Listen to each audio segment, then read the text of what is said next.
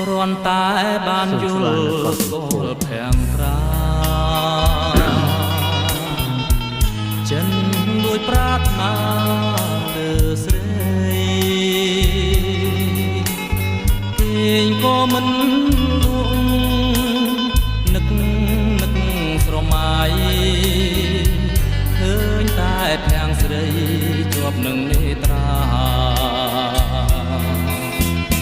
បងសូមផ្ញើនឹងចរណៃ